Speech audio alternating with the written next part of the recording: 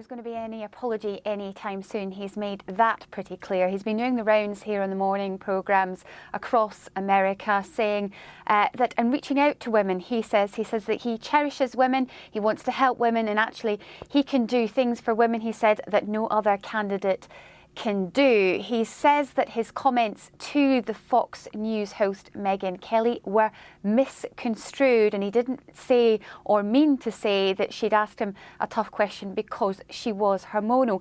Nevertheless, this spat between him and Fox News continues, and the interesting thing I think that must be pointed out is that Fox News is a very conservative channel, and the war between the two is now being blown up on every other TV channel right across America. This is what he had to say a little earlier.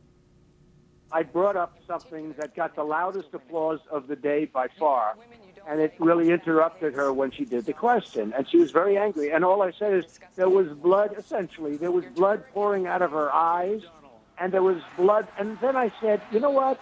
I want to get on to the next sentence, because frankly, I don't have to talk about the blood coming out of her ears and her nose, which is a very common statement. So I said, all right, wherever, let's go. And I got on to the next statement. And then all of a sudden, the next day, I wake up and I hear that somebody took it as something else. Only a deviant would think that, Chuck. I didn't even think that. So the other Republican candidates are trying to make some headway here, but right now it's Donald Trump getting all the attention. Meanwhile, I think one of the things that's worth pointing out is that Donald Trump is getting this attention because of the irreverence of him, perhaps a cheeky, chappy idea.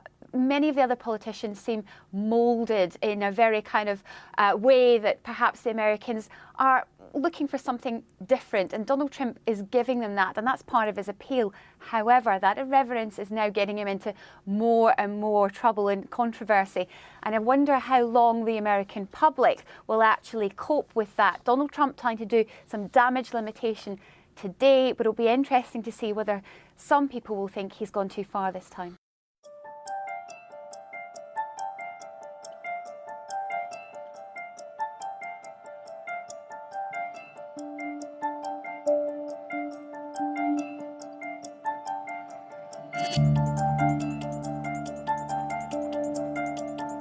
Rhino's horn by British scientists. They hope it'll be a key weapon in the fight against poaching.